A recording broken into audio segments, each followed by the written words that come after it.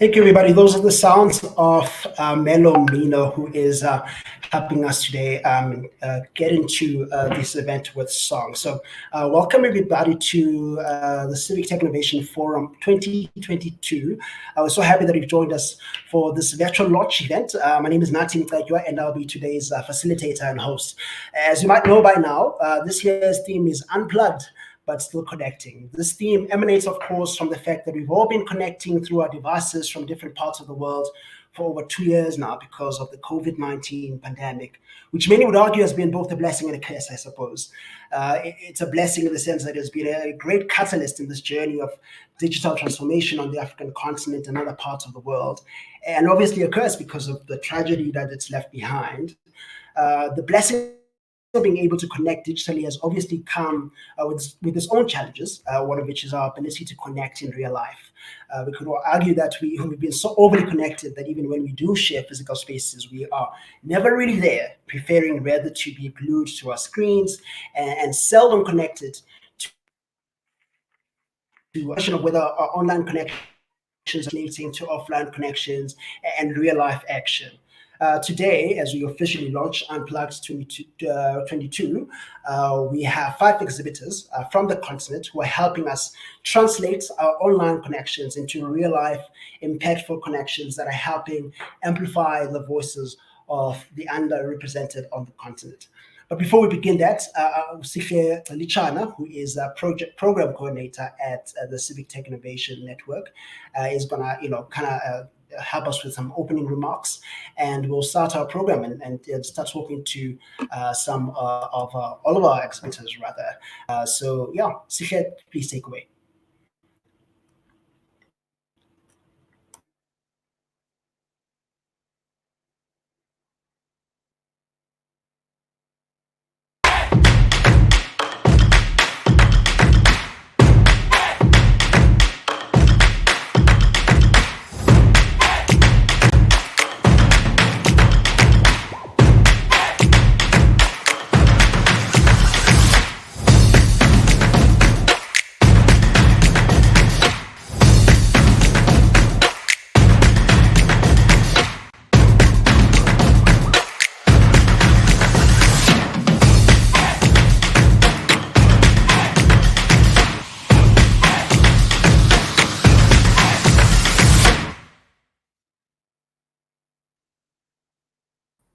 Hello, everybody, and welcome to this year's Civic Tech Innovation Forum.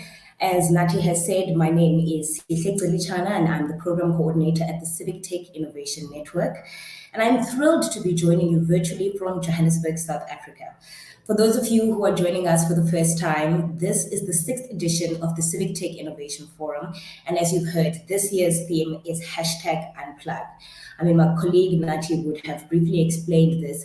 And really, my role here today is to kind of highlight what we have in store for you for the month-long conference. Now, our team has been tirelessly working for months and months to bring you a really exciting and jam-packed program. And so we are really, really excited to present to you today essentially what will be our #Unplugged CTIF 2022. But more importantly, later, we will actually also be kicking off the conference with our virtual Hangouts. So in terms of our sessions, we have 2 sets of programs. Yes, I said it, 2 sets of programs. This is the first time in Civic Tech Innovation Network history that we are actually hosting a hybrid conference. And I'm sure you would have noticed this already, but what that means is that we're actually going to be hosting a virtual program as well as an in-person program. As a result of having to really shift virtually as a result of COVID, what we've noticed is that we have people that join from across the world. And really, as a way to kind of keep this community going and really afford these people that can't be with us in Johannesburg in person a chance to join in the music, in the conversations, and in the discussions, we have opted this year to keep our virtual program and add back in our in-person program, which will be happening in Tshimologong Precinct in Johannesburg, Braamfontein. Now, in terms of what sessions we have lined up for you, you can expect some lightning talks where we similarly have innovators and exhibitors that are present today that will also be there detailing some of the programs and the projects that they are doing and working on the African continent. I know that this is a saying that is really, really quite common within the space, and that is we are not here to reinvent the wheel.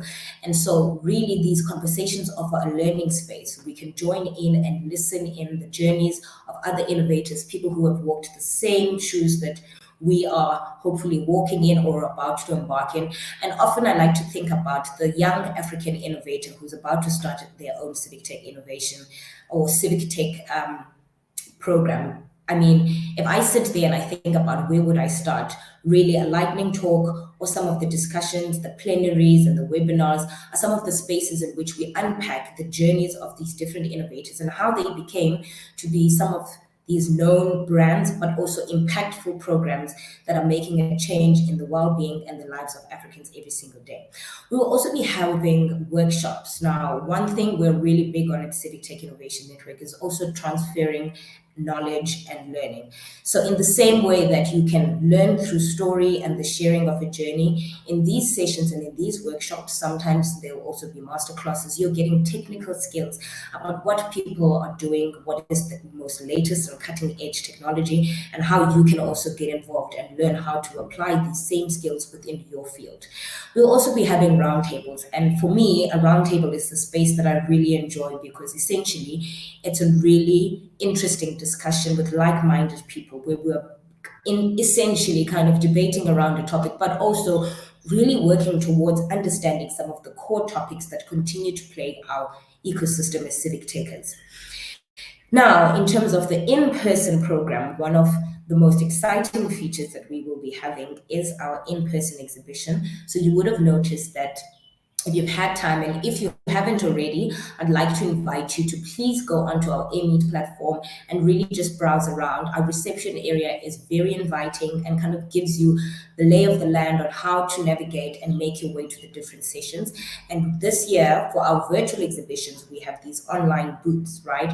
But because we're also having an in-person program, we are bringing back what we have called before the World Cafes, and essentially we will be inviting some of our innovators based in Johannesburg to come and showcase some of their innovations, talk to you, and hopefully get to interact with you. With COVID, we've really seen how limited our interactions have been, and really being offered this space to kind of sit directly against from Raja or perhaps Jason and ask them questions about what it is that they're doing, I find to be something that is extremely, extremely exciting. We will also be having presentations, we will be having plenaries, and even more in-person discussions. Really, I think what the messaging of this year is about is that at a time when we've all been disconnected and we're really reconnecting, part of that reconnection is still relying on our virtual programs and our virtual means, but really we're hoping person program, kind of really sit down, look at each other, reignite the fire to why you started what you do. It's a really difficult question sometimes for people to answer, but I also think that if you find space with people that are doing the same thing, that question actually becomes much easier to answer. Now, we do know that there might be some dear houses that have joined us today and will be available for further interviews afterwards, but really I think I would just like to thank you for being here with us today, and we hope to see you with the rest of the programs. This is the first of a series of planned hangouts, so I mean, I'm just giving you a teaser of what there really is there to expect, and you can find your way towards browsing the virtual and in-person program at our reception. And I will now hand back over to our facilitator. Thank you so much for joining us, and we look forward to seeing you for the rest of the month of October. Thank you, Sisha. Thank you so much, everybody, for joining us. As she says, today what we are doing is it's called the Exhibition Hangout. So we started this year online. I started this last year online at our DIY Africa conference, and our next facilitator, or rather correspondent, Kumosilo, was heading those up, and it was really a great time. So what these are is really like relaxed sort of sessions where we really talk about our challenges and our learned experiences, creating these impactful innovations from across the continent. And so Komosilo is the right person to do this because she has that very relaxed personality to do this, but also she is very interested in this space. So our next speaker is Komosilo. Hi, Komo. Hi, Nati, and the rest of the people. Thank you so much for having me. Like Nati said, this is a relaxed session. It's all about showcasing in the best way that we could from the wonderful work that other people are doing in the continent regarding African innovations, intersections of technology, civic activism, social justice, governance, journalism, media innovation, and much more. So please hang around. But I think what the team forgot to mention is that please follow us on Twitter, hashtag CTIF 2022, and also hashtag Unplugged. So please, this is the first entertaining one, but we'll have many more as well. So please keep up with our social media platforms, and also feel free to visit the exhibition booth so that you can have more details and videos on the exhibitions. Thank you, Nati.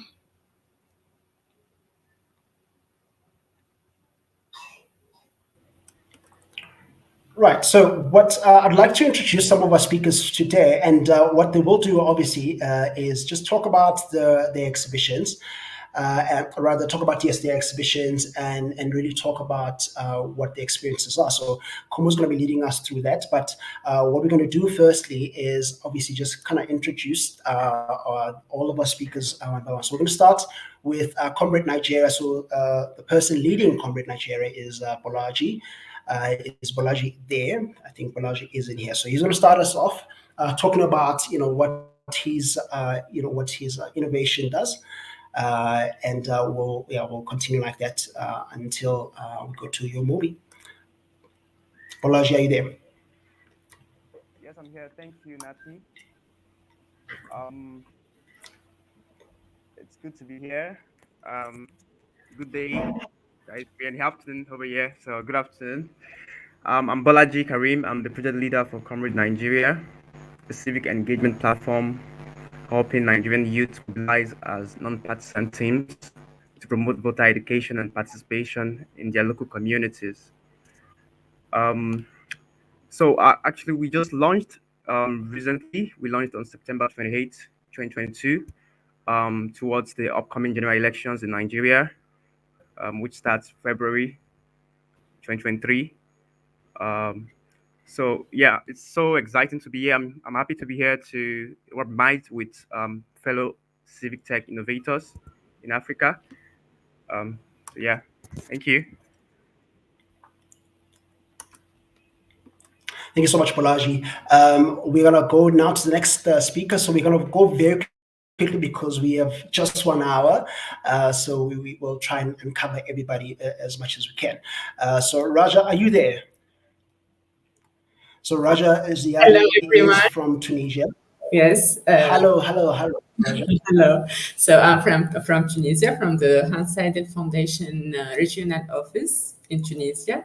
So I'm project manager, and my colleague Mariam is just behind me. So she will introduce herself.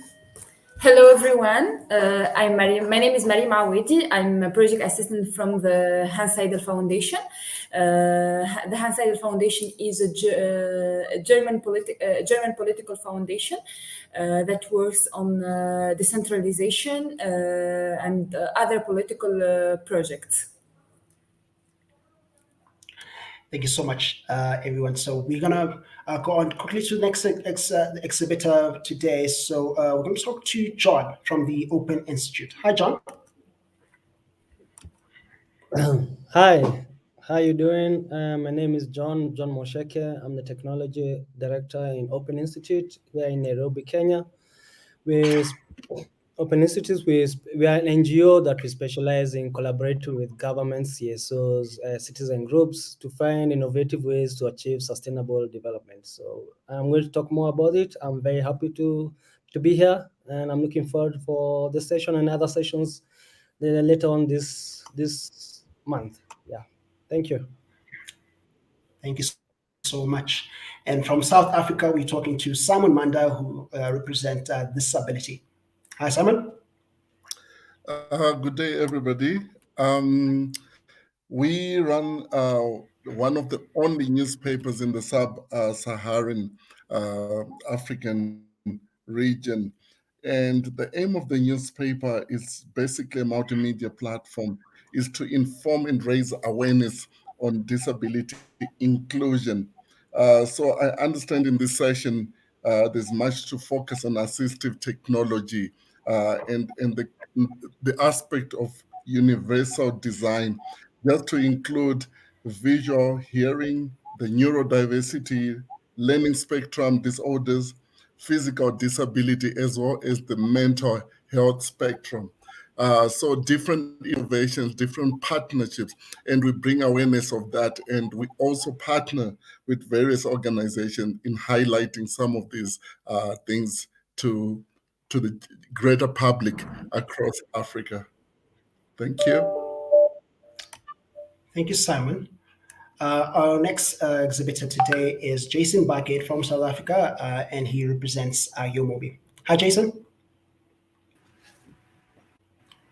Hey, Nati, nice to be here today. Thanks for having me. So I'm Jason Bygates, and I head up digital transformation and social intelligence for Capacitate. And we're responsible for developing the Yomobi platform with our partners at UNICEF and PwC. Our focus is primarily on working with organizations across civil society to support their digital transformation and leveraging data to improve their outcomes and impact. Okay, cool. Thanks, Nati. So thank you so much, Jason. What we're going to do, obviously, so some of the speakers have prepared presentations for today's exhibition. So we're going to start. I know that Sisho, you'll help me here. So some of the speakers have presentations. I think it's, is it Jason? You have a presentation for us today? Yeah, happy to do a presentation. If you... Okay, so we're happy to start with you today. You're going to start us and talk a little bit about your work, and we'll go as quickly as we can, so that we can go to the Q&A session. So what the exhibitors today have in common is that some of the themes that they're focusing on is really amplifying underrepresented voices on the continent. And so I hope that some of you can see, all of you can see in their presentation how they're doing that, and perhaps take some lessons from that in how you can make a difference where you are as well. So I'll Jason, take it from here. Thanks, Nati. So I think just in terms of our starting point on the development of the platform, our focus being on working with organizations across civil society. What we had found, both anecdotally in the work that we were doing with organizations, as well as part of a research project, was really just how the digital divide was manifesting at an organizational level across civil society. And for us in particular, that was of interest with organizations that were working with young people. So what we were looking for was a solution that would be fit for purpose and would help organizations to manage their own digital transformation, migrating from in-person activities to using digital tooling to better advance their outcomes while working with young people. So the outcome of that work was Yomobi. Yomobi is a multi-tenancy digital suite of tools for organizations working with young people. And what that means is that it is a platform that organizations can manage directly themselves to support the work that they're doing. And that is a modular component of, or multi-modular components, firstly including microlearning, based on some research around how young people are engaging with content. We built in a microlearning component that we can link into further e-learning. We also have an opportunities marketplace for learning and earning. And this allows organizations to curate and post opportunities to their participants on program. We're also busy with integrations into the South African national platform, sayouth.mobi, to post national opportunities alongside of that, as well as opportunities from other traditional career portals. There is also a moderated chat function where organizations can moderate and manage digital chat sessions around particular subject matter. We also have an event and activities management function. This is for organizations to both either internal events that they are hosting or external events that are being hosted by partners, and to manage things like RSVPs and capture attendance in person.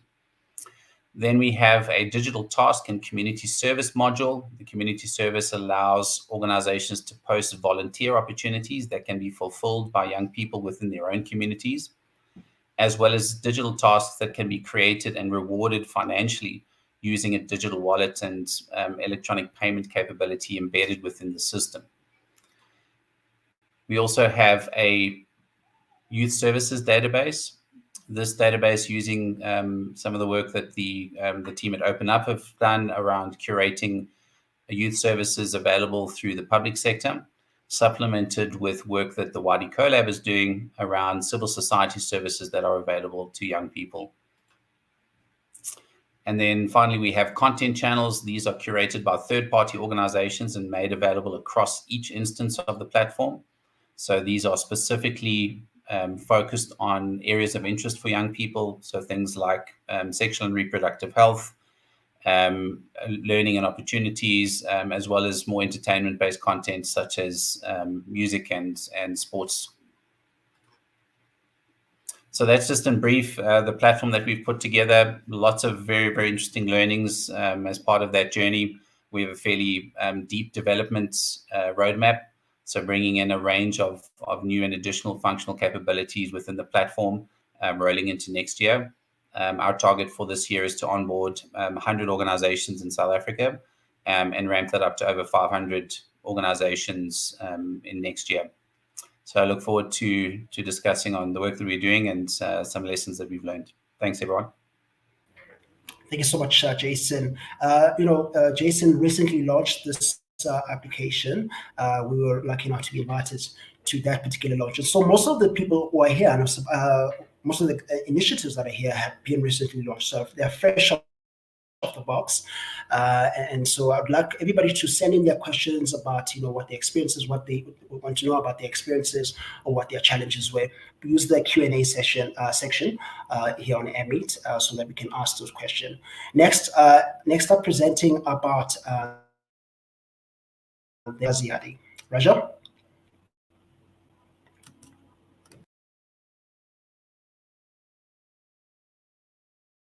Hi again. Hello, everyone. Hi, Raja. We're so pleased to be part of this initiative, and we're glad to join you today and share with you the ideas behind our platform. To start, I just want to let you know that Rajay and me, we are French speaker, so it's been a long time that they didn't speak English. Sorry if we're gonna make some mistakes. Our foundation is developing now a crowd donating platform based on blockchain technology. Just a minute. Our project aims to combine societal impact and economic growth by demonstrating that technology can serve the common good, living better all together. For example, technologies like blockchain opens a world of opportunity for positive social impact. So our platform is using this blockchain technology to connect entrepreneurs without access to financing. In Tunisia, the entrepreneurial ecosystem is developing, but it is a centralized ecosystem where entrepreneurship is a luxury choice. However, in disadvantaged regions, young people do not have this opportunity. Thus, our Tech for Good challenges in the platform are promote equality through connectivity and financial inclusion, and promote inclusion among communities with disabilities through new inclusive technology. Technology has always been a double-edged sword. While it's been a major force for progress, it has also been abused and caused harm. From steam power to Fordism, history shows that technology is neither good nor bad by itself. It can, of course, be both, depending on how it's going to use it. So let us present our platform.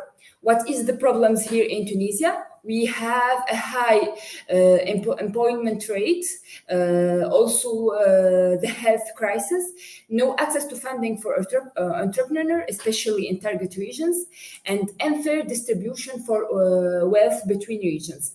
Also, the financing, all the financing are depending on international donors. So we present a solution as a digital platform that gonna build community resilience, also improve financial and social outcomes, and finally empower and sustain our city squared regional center, because the foundation has 5 regional centers in 5 disadvantaged regions. The idea is to connect individual donors with international donors and big companies. So the story behind our choice, why involved City Squared centers in the management of the crowdfunding platforms. The solution is in perfect harmony with the philosophy of the centers, because they are working in empowerment of entrepreneurs in the target regions. So City Squared staff members fit perfectly to our target. So the story behind we are presenting the story behind our choice. So City Squared staff members are potential ambassadors able to boost the development in their region while unfolding City's square values. They are ensuring a certain degree of economic sustainability for City Squared by revenues generated from the platform. So with the name of ant-like that ant, the ant, so the animal, the ant, and in Arabic has to refers to go with. So the verb in Arabic انطلق, that means go ahead. So that's why we choose the name of ant-like for our platform. Where this solution came from? So we are showing with the framework. So we can see the framework, it's not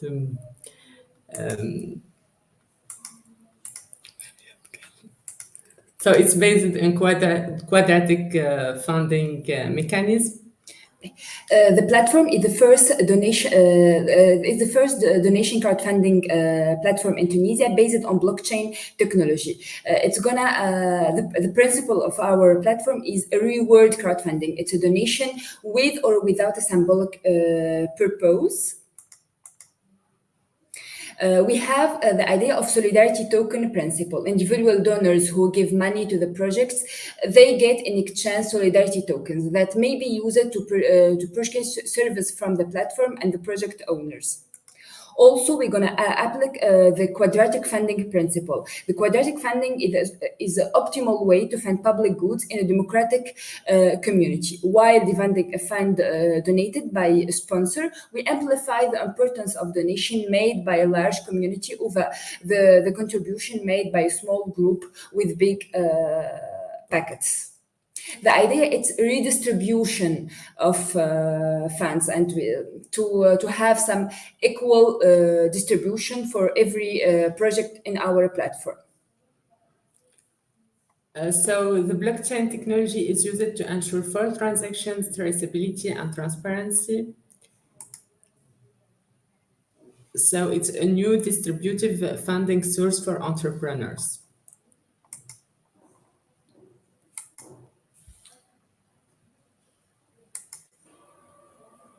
So the current progress, now we have the platform under development, and we're gonna start sourcing the entrepreneurs in October 2022, and the launching of our platform we're gonna be in November 2022. So wish us luck to our platform and thank you.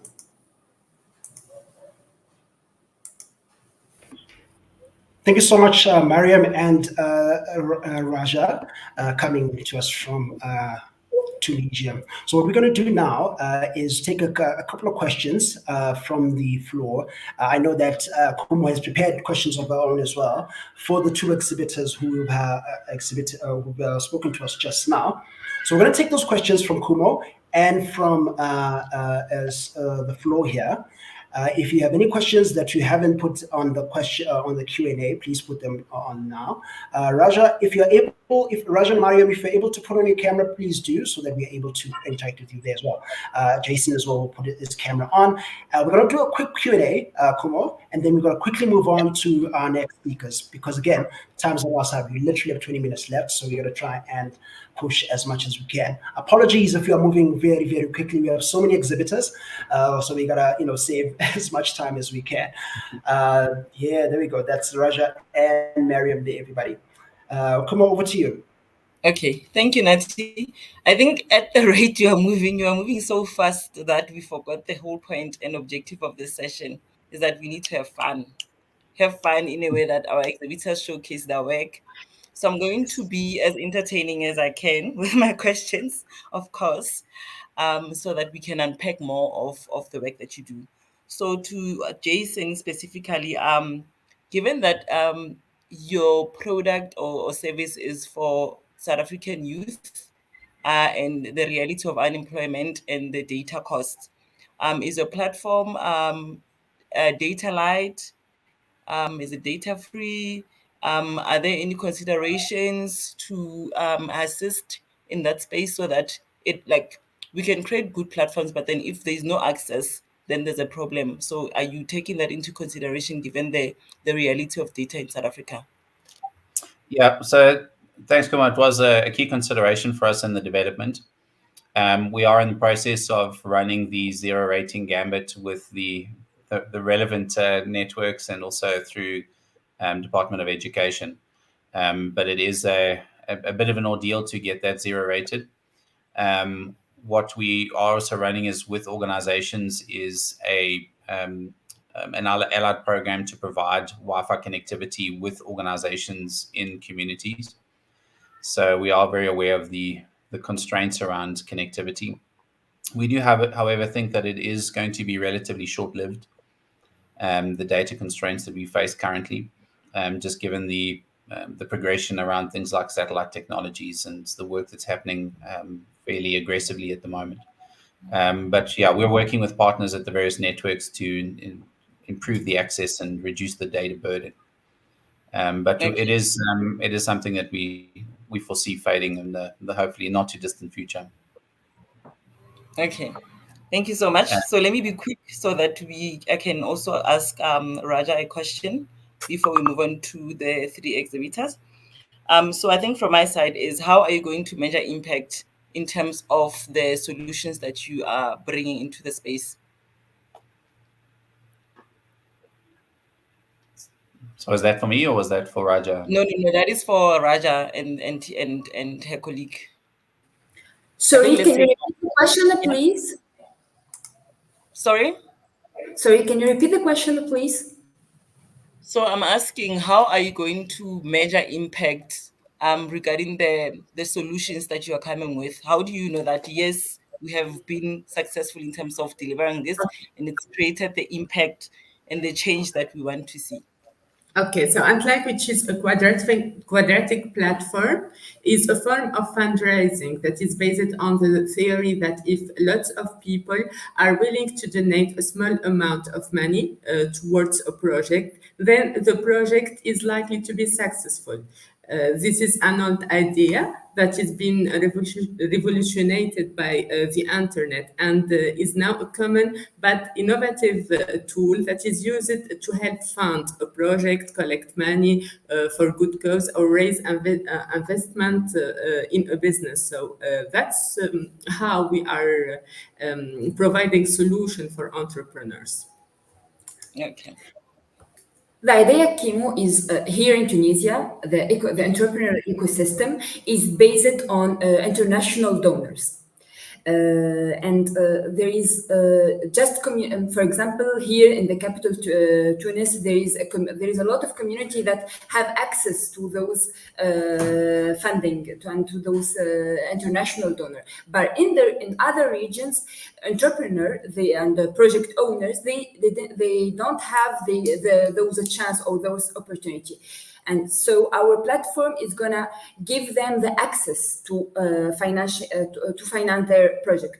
And like this, we're gonna we're gonna see if our platform gonna be impactful or not by giving access to other communities to have to fund their projects. Okay. No, we understood. Your English is not bad, I must say. It's working very well. So thank you so much for that. So I'll take it back to Nati so that we can continue with the other exhibitors so that we don't waste time.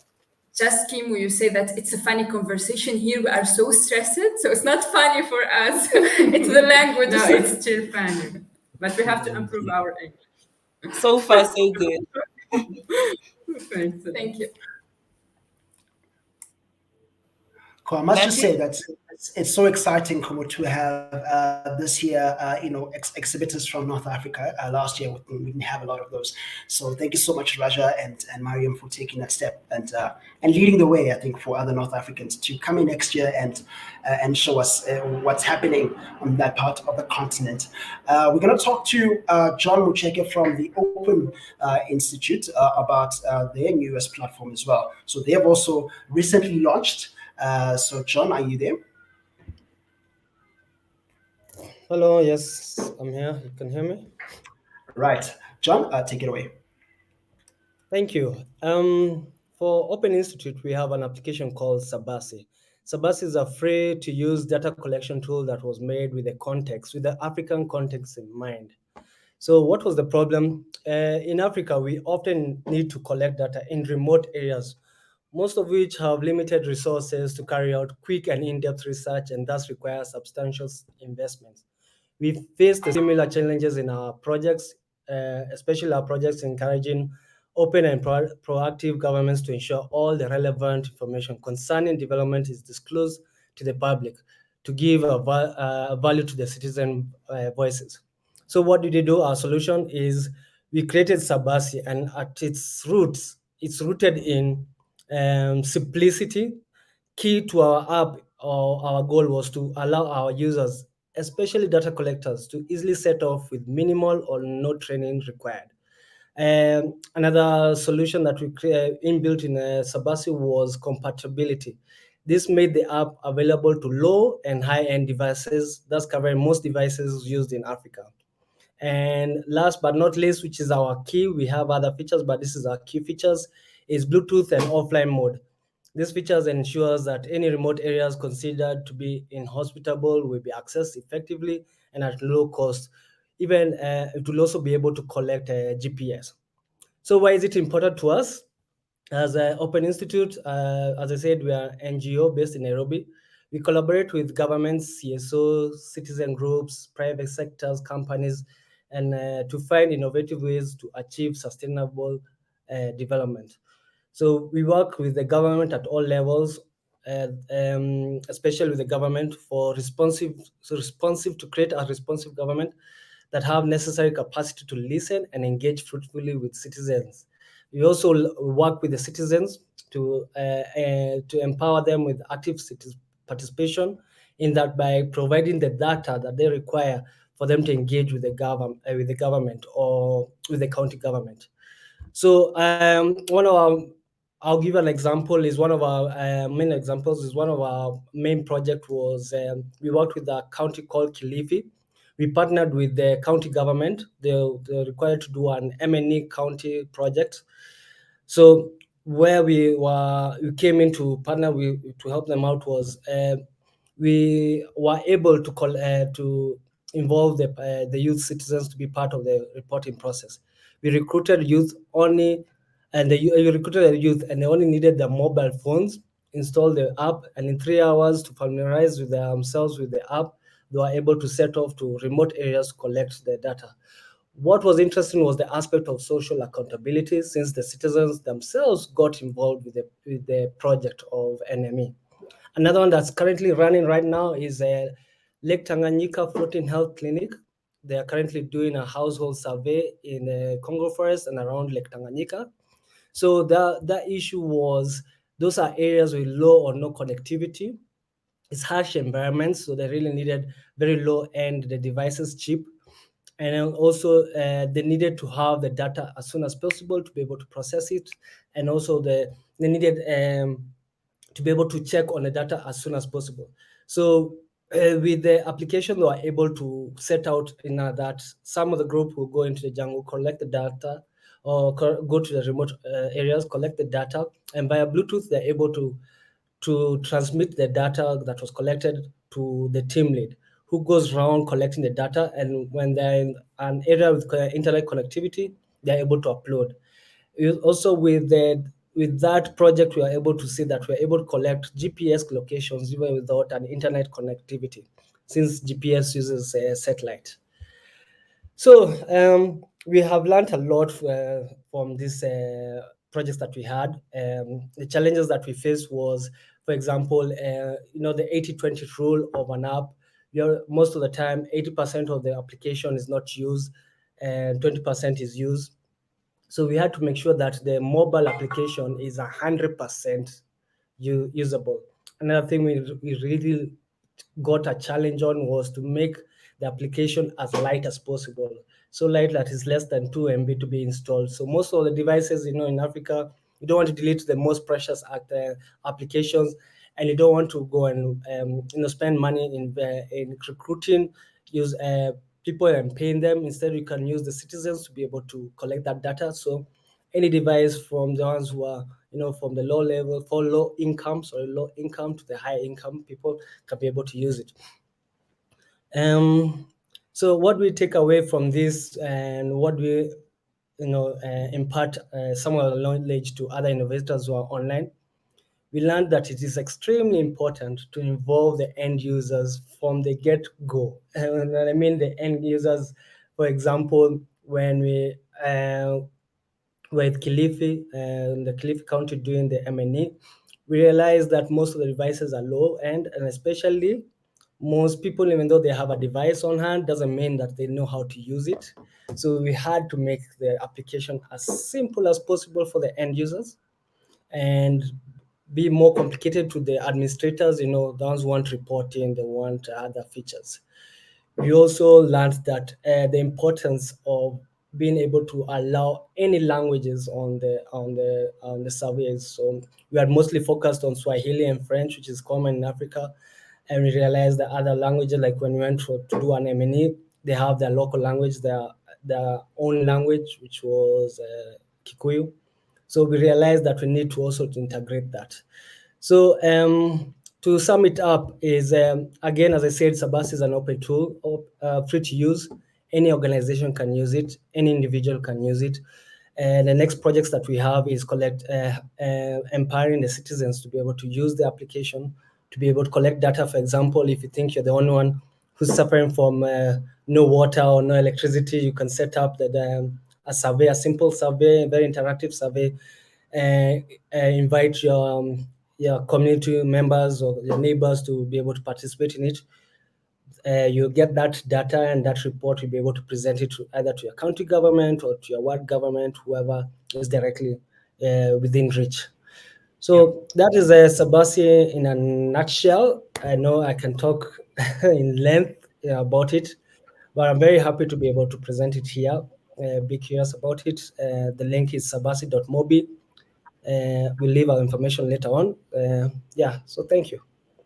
Thank you so much, John. So I want to encourage everybody. So I know right now we are in this platform just for this particular session, but I want you after the session to come back to this platform on AirMeet and check out the different booths that we have. So all of these exhibitors have more information on the exhibition booths. So I ask you I would encourage you to go check there, and if you have any questions, you leave questions, discussion. There is a place for discussions there. So you leave your questions there. I know there's a hand. Zugiswan Zoe is going to ask a question. So I know that also Sikhel asked a question before, and Jason answered in the Q&A. I'm not sure if he wants to expand on that, or is that okay? I think that'll be fine. Yeah, Jason? Yeah, I think so, Nasad. I think we answered the questions there. Yeah. Unless Sikhe has any follow-up question, you can write that in the Q&A. Zugiswa, I don't know if we can, the team can help me with Zugiswa. So she's raised her hand. I don't know if she can come up here and ask a question. Is that possible from the team? Sikhe Bell? But I'll leave Zugiswa for a little bit. What we're going to do is we're going to move on to our next exhibitor.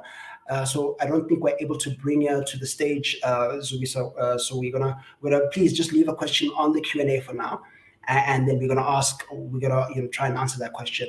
So we're gonna ask Simon Manda from Disability to tell us about his platform and how he's using that to amplify underrepresented voices in South Africa. You can take the floor. Hi, how are you doing? Sorry, I'm gonna select a PDF.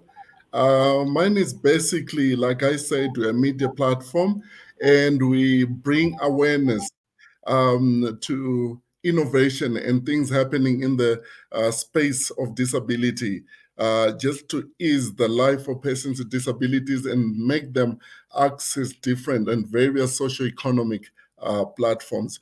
So we've been in a partnership with the South African Breweries Foundation for a number of years. It's the only organization in South Africa that does the Disability and Social Innovation Awards. So there's two divisions, the Disability and the Social Innovation Awards. So I'm going to just touch on some of the innovations that they selected at the finalists this year. This keeping in mind that is chosen from the best of many submissions that are done throughout the year. I'm not sure if you can see the screen. Yes, I can see the screen. You can see it's a little bit, those are very small words there, but... Is there a way of magnifying it? I'll read from the document that I have here.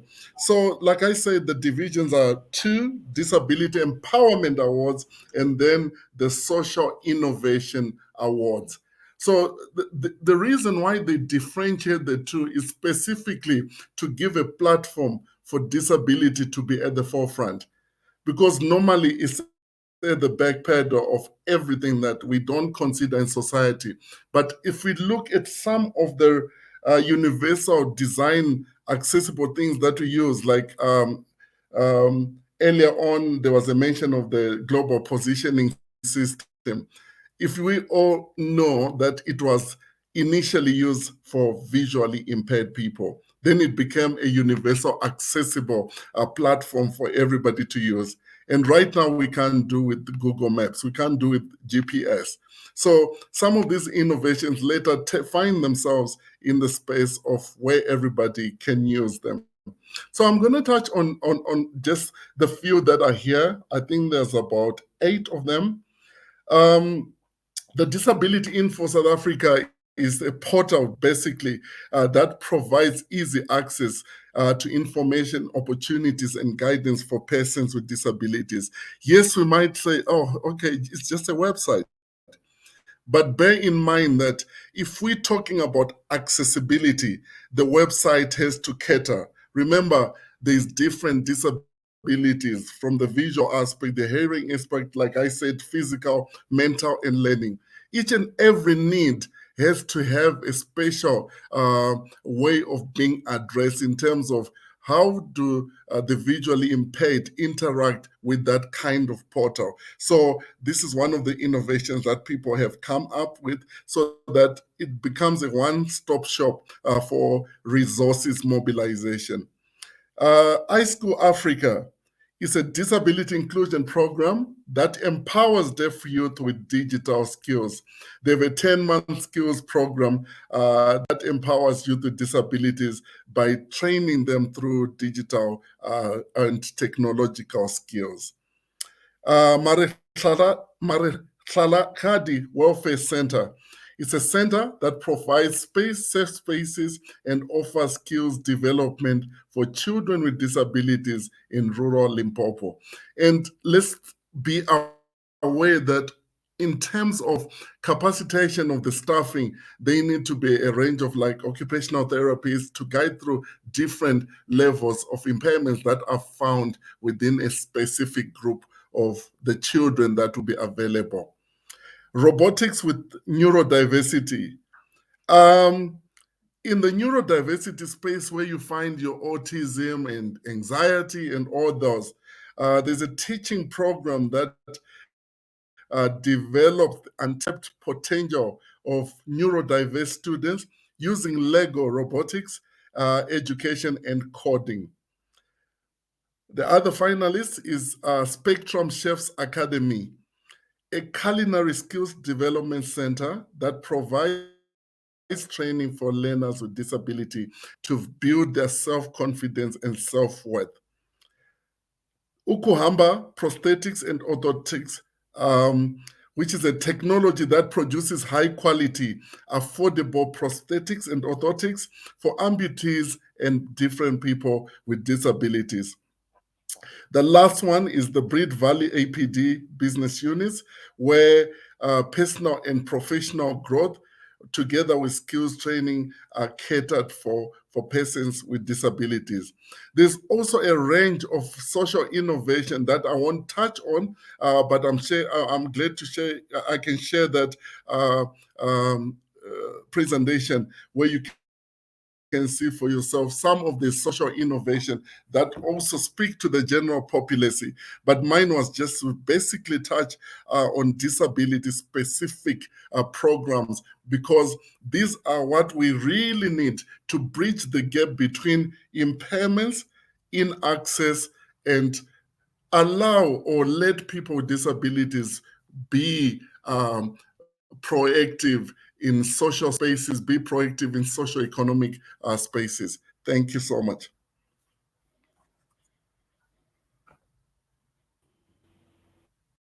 Thank you so much, Simon. Now we have one more exhibitor from West Africa, Nigeria. Bolaji Karim is from Comrade, Nigeria, and he's going to talk to us briefly about his organization and what they are doing there in West Africa. Hi, Bolaji.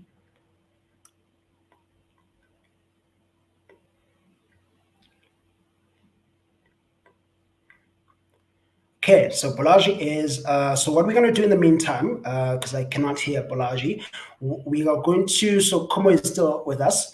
I know Esther is asking that we share today's recording. Yes, we will make the recording available on our YouTube channel, so watch out for that. So we're going to share that as soon as we can. I don't know, let me just check if there's more questions here in the Q&A. Question from Zuki. To the colleagues from Tunisia, someone asked about how do you measure impact? How do you define as your successes? I ask if entrepreneurs rely on donations. At what point will you be successful if they get more funding, or when? So Raja, Ziadi, and Mariam, I'm not sure if you got that question. I can go a little slower there. Oh, there's a question actually. You see, this thing is nice and fancy. It has a question. There's a question right in front of us. So Raja, are you there?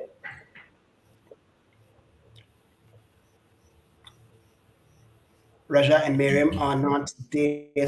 So what we're going to do, Kumo, I don't know if you have any questions for now, because we're still waiting on Bolaji.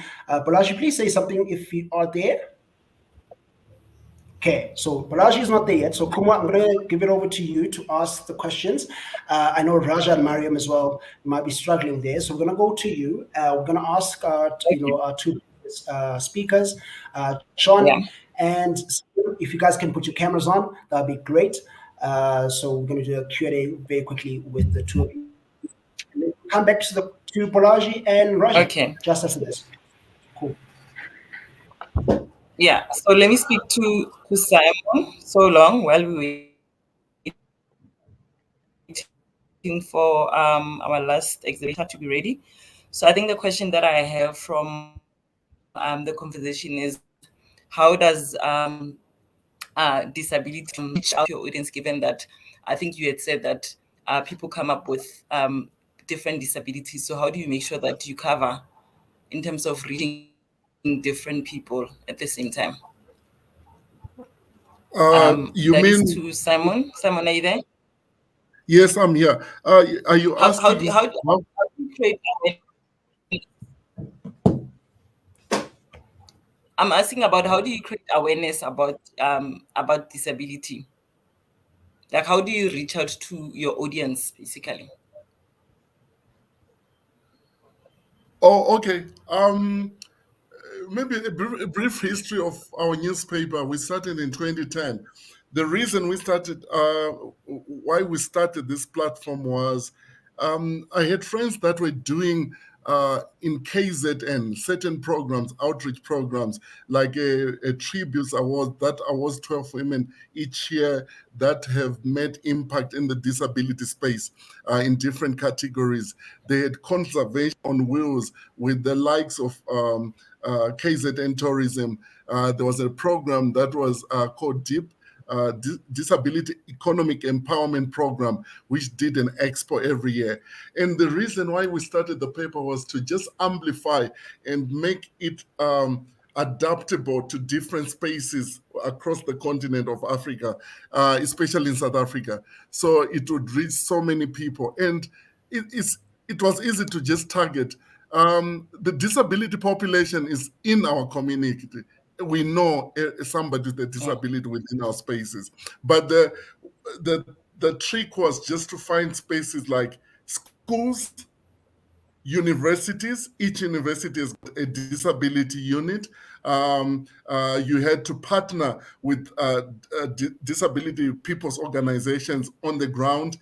There's national ones, there's international ones, there's provincial ones, there's grassroots level ones. You need to get into spaces of occupational therapies. You need to get into hospitals, rehabilitation centers. You need to do after school programs where you have like an organization called EDEF that does after metric kind of intervention for deaf students. So your populace basically spread across. So you just target those, and within that, the corporates that also really touch and do CSI initiatives. So you bridge the gap, and then you meet people like SAB Foundation that you partner with, and annually you just make a call and you spread as much as possible. So there's representation across every sector, across every kind of disability space that you can think of. I hope it answers your question, Kumo. Okay. So from the top of your mind, before I move on to the next speaker, is the question of, do you know how big your audience is? Yes, the 2011 population that we can't really rely on, there's basically a prevalence rate of 12 to 15% disability in South Africa. So of the general population, between 12 and 15% of that population is disabled. But then there's further dissections of impairments like visual, hearing, like I said, the broad categories of disability or impairments that exist. So yeah, to answer your question generally. And across the world, it's also like a 10 to 18% prevalence of the world population. Yes. Oh, okay. No, thank you so much, Simon. I think maybe let's quickly take one question from myself to John before I hand back to Nati. Please, I So know I think, I know Zukiswa is very concerned that we're sorry? not paying attention to that. No, I'm just saying I know Zukiswa is very concerned that we're not paying Okay, no, attention go to the ahead with, Q&A. no, go ahead I with want us Zukisa to first. also look at this. Okay. Yes. So I don't know. if Raja and Mariam are there, I want to go back to that question that Zukas had asked earlier. If they are there, otherwise we can just move on to I don't know if there's. Yes, we are here. Yes, fantastic. So we're gonna ask that question again. Zukas had asked before. I don't know, Sifia, if you can try and put that question up on the screen again, so we can ask. So Zuki is asking to the colleagues from Tunisia. Someone asked about how you measure impact. How do you define success? So she's asking if entrepreneurs rely on donations, and at what point will you be successful if they get more funding?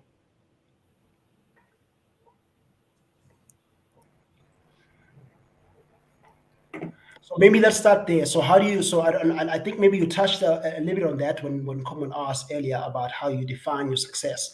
So let's go there and ask if and ask and answer the question about whether entrepreneurs rely on donations. Okay, so in Yes. Tunisia, entrepreneur depends on the support of the funding institution, international funding institution. In our platform, the project leader will launch campaigns to collect a well-determined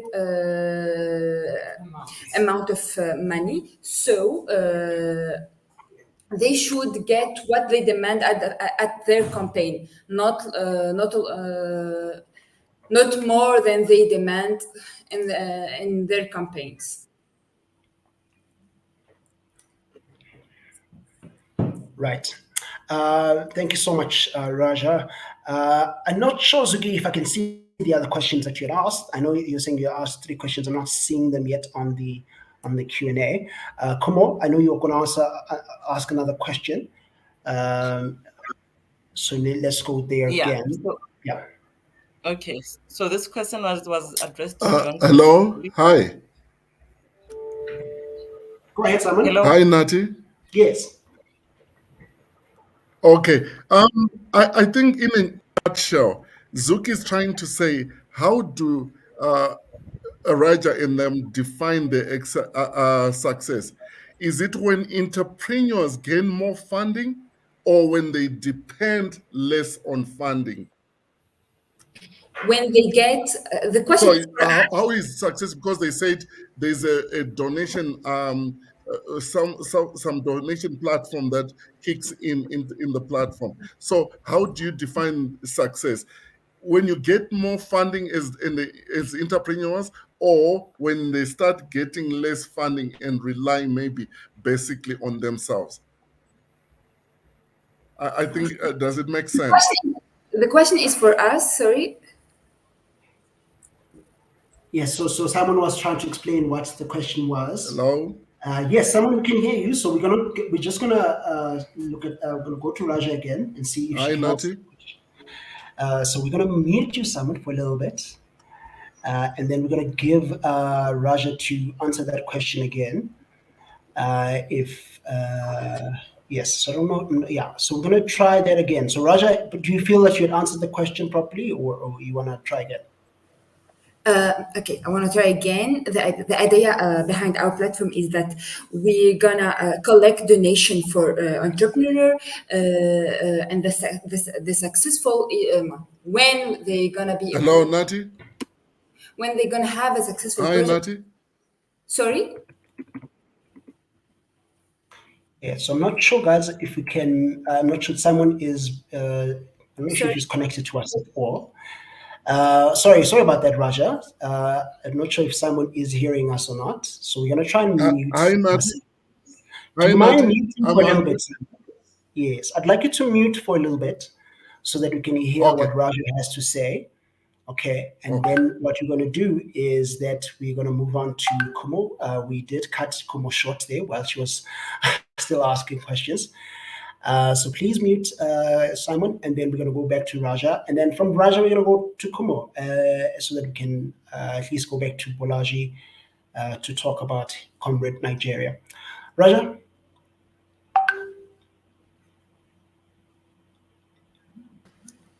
Hello, did you hear me? Yes, I can hear you.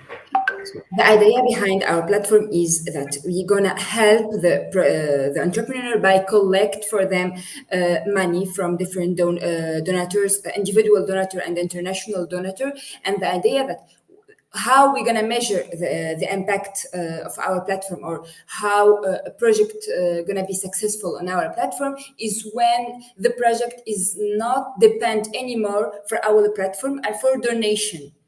We collect money for them to start, and then that's why our platform, called in Arabic Intalaq, go ahead. It's we collect money for them just to start their business, and to let them not depend to institution financing institution, international financing institution. I hope that I answered. I think you did, Raja. Thank you so much. Kumo? Yeah, so the question is to John from Open Institute. I just want to know, in terms of after you've collected the data from the communities, do you have a process of reporting it back to the community itself, or do you rely on your client to report back the information to the community? Hello, you can hear me? This is someone's presenting. Yeah, we can you hear hear you. Yeah. Yeah, thank you for that question. That's actually an important question. Sabas is just one of the tools that is integrated in our data processing management system. Like we call it a data desk. So other than helping, our mandate is to help the government to be more proactive in their transparency. So we have one tool. We have one tool that helps in collecting the data. We have another tool for presenting the data, so which is available in opencounty.org. So, for example, with the county called Nandi, we went and did a full data desk training, which means we do training on the officers on data collection, data processing, and then presenting the data or making it available open to all citizens. So after the training, and this is a data that's like talking about how to collect the data on specific sectors, like for example, agriculture or health, and then we help them also to be able to centralize that data and then be able to present it. So the Sabasi is just part of a bigger cog of transparency. So some of the, can call them clients, which is the county government. Some of them they present it to the citizens out in the world, and then others is internally. Like for Kilifi, it was an internal data collection for Kilifi County for the MNE project. And then also, as you talk about with the application or with the app, with the web app, for example, Missing Child Kenya, we allow anyone, organizations, CSOs, county government, individuals to be able to carry out the data research and be able to present the reports publicly on our platform or on their platform. So it's not for us to consume and to hold. You're not like a corporate collecting data just for us. Yeah, we assist in transparency.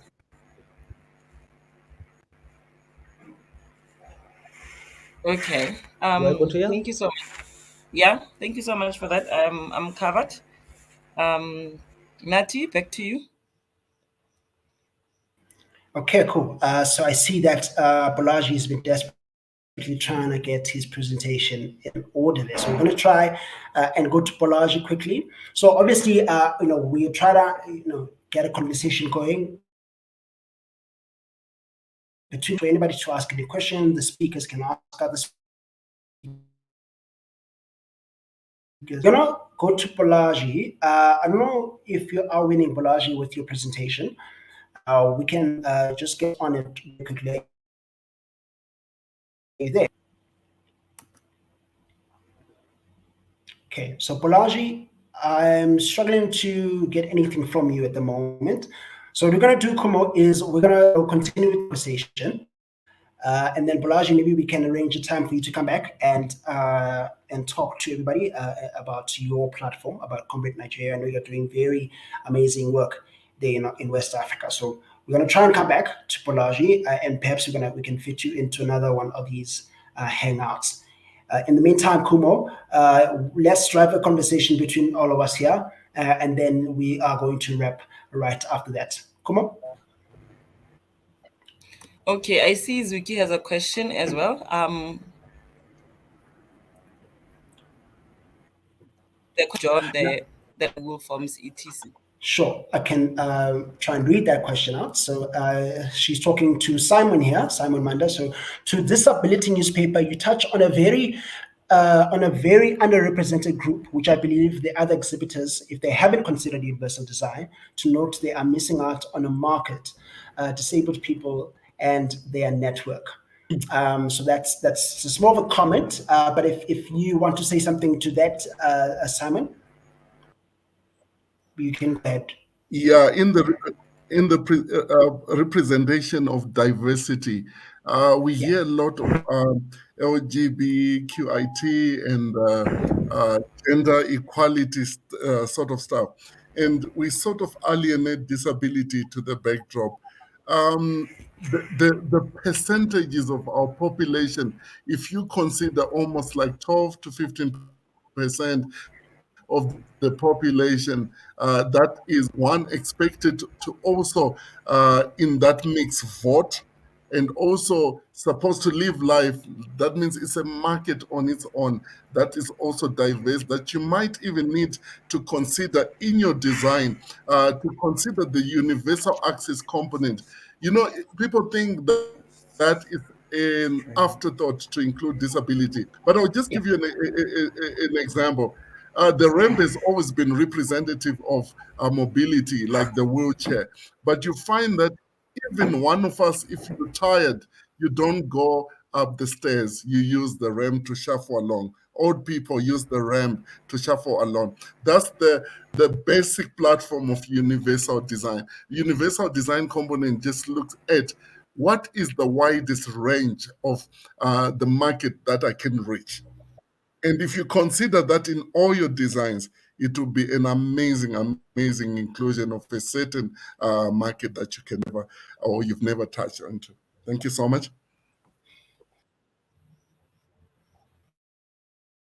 And I know that Sabasa, is it Open Institute, had touched on this as well. That Zukisa's question as well to John. Oh, Zugisa is asking a question. Okay, so we're gonna go to Zugisa again. John, how different is your product from the likes of Google Forms, etc.? John, are you there? Yes, I'm here. I can see. I was waiting for the question to be Okay, read out. sweet. Okay, yeah. Okay. You can hear me? Can you? I can hear you. Sorry, I think we're losing each other there. But go ahead and answer the question, John. Okay, let me just turn off my video so it streams nicely. So, what is so different between our application and the other forms like Google Forms products? Okay, it has different kind of features for different kind of use. For like, for example, for organization, it has an approval process and accountability. For example, if you're hiring or you have some work colleagues who need collect data, and there's someone who does a QA on it, so the data can be transmitted to the server, which is Sabasi, and the team lead or the one who's in charge will be able to go through the data that has been transmitted immediately and be able to either approve it or either not approve it, and it will send a notification to the one collecting data that doesn't approve and it needs changes here or there. Also, the transfer of data via Bluetooth or via SD card. That was to highlight the offline mode. Also, we have something called public or explore surveys. It's if you're someone who wants to collect data and you want to collect data from all over, like all over the world or within your community, you can have it available where anyone within the community or within the environment of Sabasi can be able to see that survey, be able to see it and feel it. Even right now, if you go online or you download the app, you'll be able to see some surveys that are available publicly to everyone. That's also another feature where you can also have a survey that's specific to your organization or to specific to some certain people. So even the offline mode also works with those surveys. They're very light, very small. So even if there are like about like 20 surveys which are available publicly to download on your phone, be stored on your phone, and it'll be available offline. And then we have features like logs. You'll be able to see who has Bluetooth, the data to who and who. It keeps a record of that. There's encryption as well. So there's a couple of features that we put on the app that we found that were essential for data collection, especially data protection. Yeah.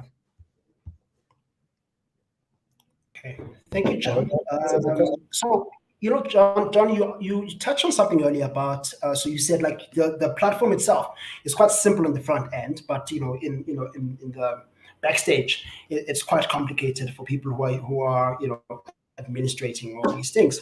So I want to bring everybody in here who Polaji, Simon, Jason. I know Jason has to leave in a bit, so maybe we'll start with him.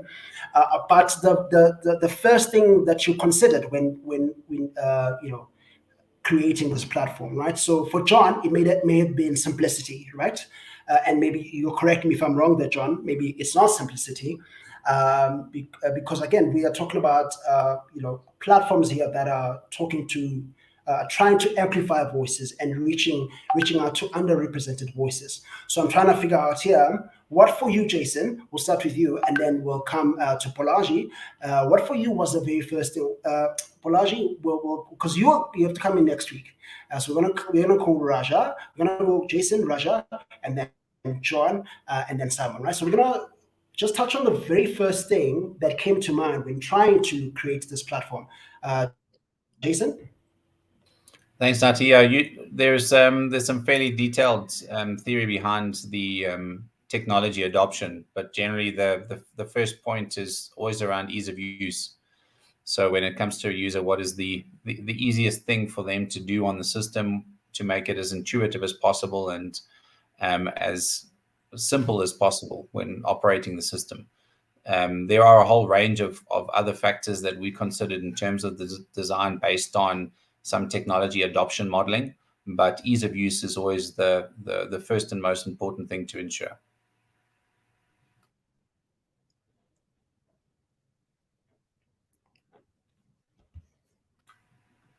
Thanks, Nati. Do you want to hand over to Raja?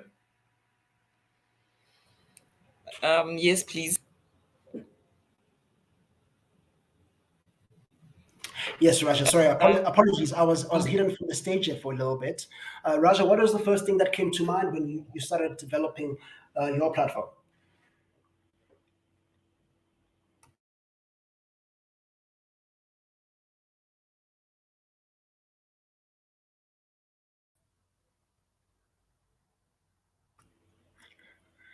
Okay, I think we're having technical difficulties there by Raja.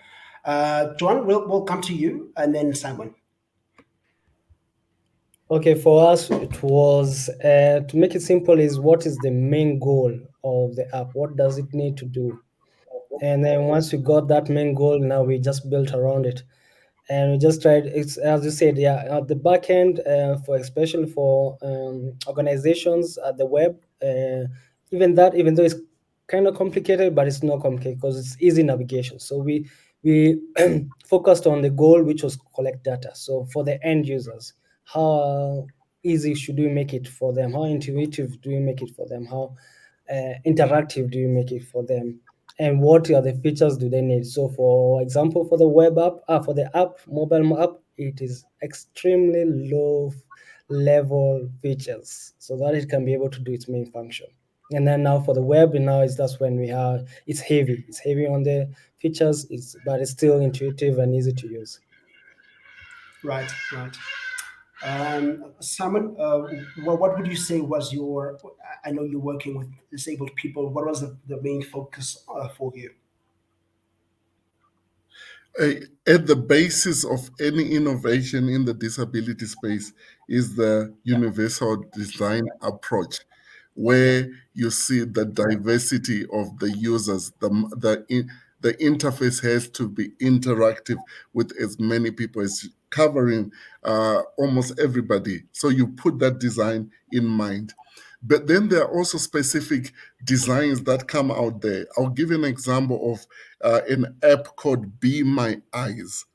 Be My Eyes is a platform that has volunteers putting their signing up to help visually impaired people and blind people. So how it works is when you volunteer, you can get a random video call from anyone, depending on your location, geographical location, depending also on your language that you selected. So for instance, if you are using English, you can get a call from Europe, for instance, a country in Europe. And then you get somebody who's visually impaired or somebody that can't see saying to you, I have in front of me an item, I have a radio, I have a stove, I have a fan or a TV. Please, can you read for me so that I know how to turn it on or how to increase volume or how to operate the gadget? So yours is basically as a volunteer to guide through them through the process. So those are kind of like zoned in kind of apps and applications that are there out there. But at the basis of design for disability is the universal design approach. Thank you. Thank you so much. Okay, so we're gonna wrap, everybody. We have gone over time. Thank you so much, everybody, for coming to this, our launch of the Civic Tech Innovation Forum. Bolaji will be joining us in another exhibition hangout. So please join us there to learn about Comrade Nigeria. I'd like to thank everybody for making time, really. All the exhibitors who've been here since we were testing the platform at 3:30, and they're still here. So thank you so much for your patience. Thank you, Kumo, for being such a great correspondent for us here today. I would like to thank Sihle Celichane as well, who's been helping us here technically. So she's been very, very great in that regard. Next week we have our second exhibition hangout with other exhibitors. I think it's about 5 of them as well. So please join us for that next week. All right, thank you, everybody. So I think we're gonna play with music as we usually go out. Otherwise, we'll see you next week.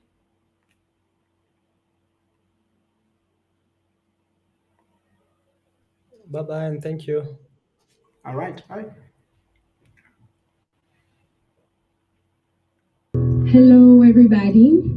Welcome to a space of African innovation and creativity. This is my beautifully talented band, and my name is Melo, and we hope you can jam with us today and share the spirit of civic tech innovation and Jam Fest. Let's go.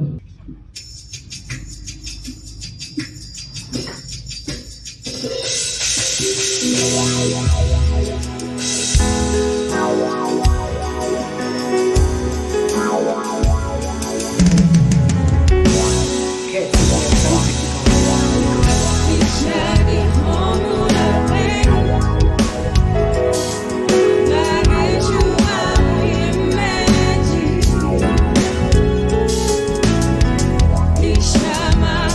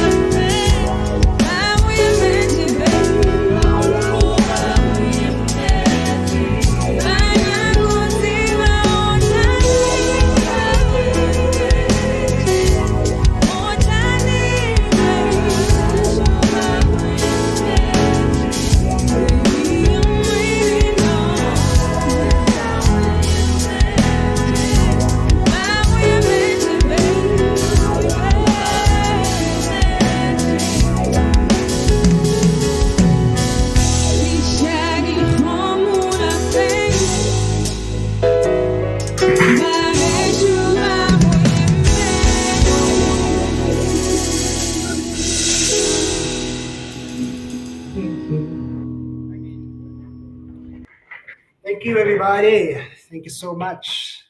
Thank you, Simon. I know I can see you still here. Thank you, everybody. Okay. We're Who else ending the is still here? session. Yeah, we can end the session actually. Let's end the session.